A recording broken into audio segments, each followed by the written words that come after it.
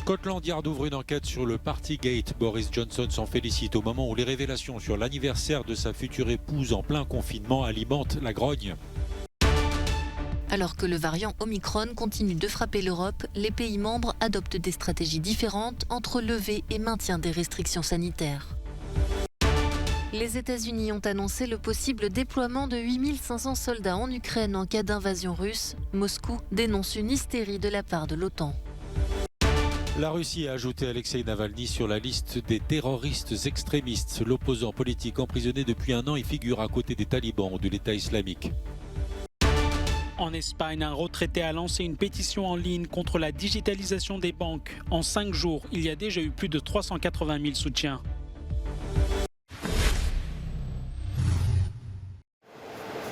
Scotland Yard a ouvert une enquête sur les fêtes qui ont été organisées à Downing Street et dans les locaux de la haute administration pendant le confinement. Les révélations sur les garden parties, pots de départ et fêtes d'anniversaire qui s'y sont tenues ont fait chuter la popularité du Premier ministre et certains élus conservateurs réclament sa démission.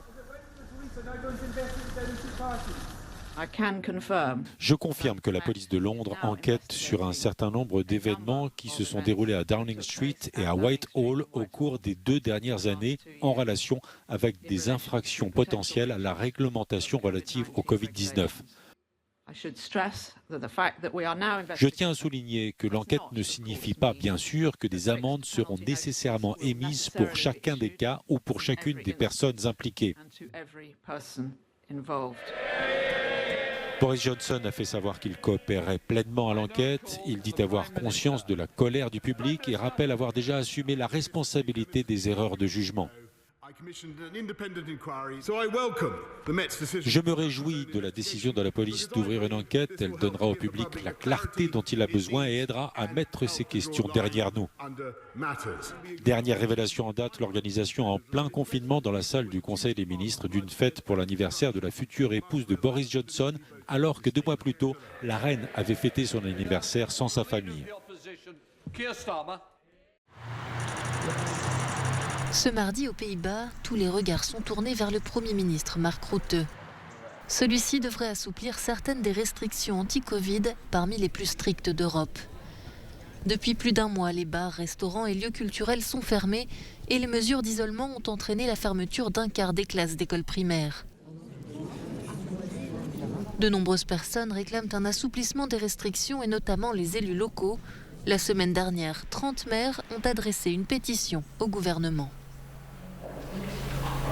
Je ne comprends pas qu'ici, à Breda, Ikea soit ouvert, mais que le théâtre, où les gens peuvent assister à un spectacle en toute sécurité, soit lui fermé. Actuellement, la société voit le gouvernement local comme des agents de police avec des matraques uniquement là pour administrer des amendes. Mais cette même société qui subit tant de pression attend de nous que nous défendions ses intérêts et que nous montrions que nous sommes solidaires en ces temps difficiles. En Allemagne, le chancelier Olaf Scholz et les 16 gouvernements locaux ont eux décidé qu'il n'y aurait pas d'assouplissement des restrictions sur les rassemblements, alors que le pays connaît des taux d'infection records en raison du variant Omicron. Les experts du gouvernement fédéral envisagent une surcharge du système de santé. Le conseil d'experts a donné un avertissement clair. La tendance actuelle exige le maintien des mesures de restriction. En Croatie, l'opposition conservatrice assure avoir recueilli plus de 400 000 signatures à une pétition exigeant un référendum sur l'abolition du pass sanitaire dans le pays. La Croatie a l'un des taux de vaccination les plus bas de l'Union européenne, avec environ 55% de sa population vaccinée contre le Covid-19. Les États-Unis continuent d'accroître la pression sur Moscou. Selon le porte-parole du Pentagone, 8500 soldats ont été placés en état d'alerte et pourraient être déployés au sein des troupes de l'OTAN en cas d'invasion de l'Ukraine par la Russie. Le président Joe Biden s'est pour sa part entretenu en visioconférence lundi soir avec plusieurs dirigeants européens. Il a vanté la totale unanimité entre Américains et Européens, malgré une certaine dissonance plus tôt dans la journée. Bruxelles avait jugé excessive la décision des États-Unis d'évacuer ses diplomates d'Ukraine. La Russie a, elle, dénoncé une hystérie et a accusé les États-Unis, l'OTAN et l'Europe d'exacerber les tensions par des annonces et des actions concrètes. Au lieu de gaspiller ses efforts à chercher une réponse à l'invasion inexistante de la Russie, l'Europe ferait mieux de trouver une réponse responsable et mature aux propositions de la Russie sur les garanties de sécurité en Europe.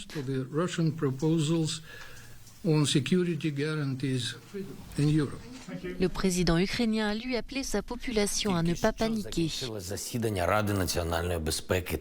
La séance du Conseil national de sécurité et de défense de l'Ukraine vient de se tenir. Les conclusions de cette séance ne sont pas des décisions bruyantes faites pour les médias, mais des conclusions très importantes pour notre société et les citoyens ukrainiens. Elles sont très simples, tout est sous contrôle, il n'y a aucune raison de paniquer. Malgré cette nouvelle montée en pression, les Occidentaux essayent toujours de trouver une solution diplomatique. Selon l'AFP qui cite une source européenne, une nouvelle réunion serait ainsi prévue entre le secrétaire d'État Antony Blinken et son homologue russe Sergueï Lavrov. Alexei Navalny et son fonds de lutte contre la corruption figurent désormais sur la liste russe des organisations terroristes et extrémistes. Le service russe des renseignements financiers inclut dans la même liste des milliers d'individus et d'organisations islamistes, religieuses ou ultranationalistes interdites en Russie. Les talibans et l'État islamique y figurent notamment. Alexei Navalny a été condamné à 2 ans et demi de prison pour une affaire de fraude qu'il qualifie de politique. Le placement de l'opposant au Kremlin sur la liste des terroristes et extrémistes intervient 1 mois après la dissolution par la justice russe de l'Organisation de défense des droits humains Mémorial.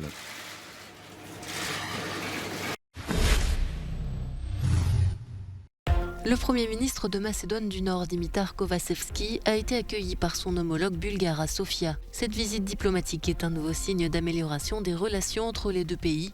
Le précédent gouvernement bulgare dirigé par Boyko Borisov avait bloqué les ambitions de la Macédoine du Nord de rejoindre l'Union européenne, mais les deux pays ont maintenant de nouveaux dirigeants qui ont tous deux exprimé leur souhait d'établir des liens bilatéraux étroits. Cette soirée, qui devait être une fête à Yaoundé, a viré au drame. Lundi soir, avant un match de Coupe d'Afrique des Nations entre le Cameroun et les Comores, un mouvement de foule aux abords du stade d'Olembe a entraîné la mort d'au moins 8 personnes. Il y a eu également 38 blessés, dont 7 grièvement. Le Cameroun accueille depuis le 9 janvier et jusqu'au 6 février la compétition reine du football africain. En tennis, Rafael Nadal s'est qualifié ce mardi pour les demi-finales de l'Open d'Australie. En quart, l'Espagnol s'est débarrassé du Canadien Denis Shapovalov en 5-7 et un peu plus de 4 heures de jeu. Nadal, actuel numéro 5 mondial, avance un peu plus vers un 21e titre du Grand Chelem. Mais avant cela, il devra battre en demi-finale l'Italien Matteo Berrettini qui a décroché son ticket en écartant le Français Gaël Monfils. Un match accroché, là aussi en 5-7. Monfils, 10 ans plus âgé que son adversaire, a craqué dans la dernière manche. Chez les dames, l'Australienne Ashley Barty, devant son public, n'a fait qu'une bouchée de son adversaire du jour, l'Américaine Jessica Pegula. 2-7 remportés par la numéro 1 mondiale en 1 heure. Au tour suivant, elle sera opposée à une autre Américaine, Madison Keys. Sous une chaleur accablante, Keys a éliminé la Tchèque Barbara Krejcikova en 2-7. Les demi-finales de cet Open d'Australie débuteront dès jeudi.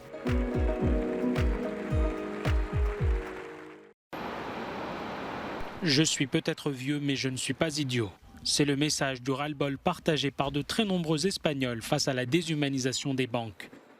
À Valence, un retraité de 78 ans, excédé par les difficultés pour accéder à ses comptes, a lancé une pétition en ligne pour exiger des banques un traitement plus humain. Plusieurs fois, j'ai dû rentrer chez moi sans même pouvoir retirer de l'argent de la banque. Je n'avais pas accès à l'agence parce qu'on me demandait de prendre rendez-vous sur une application. Je dois reconnaître que je suis plutôt surpris par le soutien grandissant à la pétition.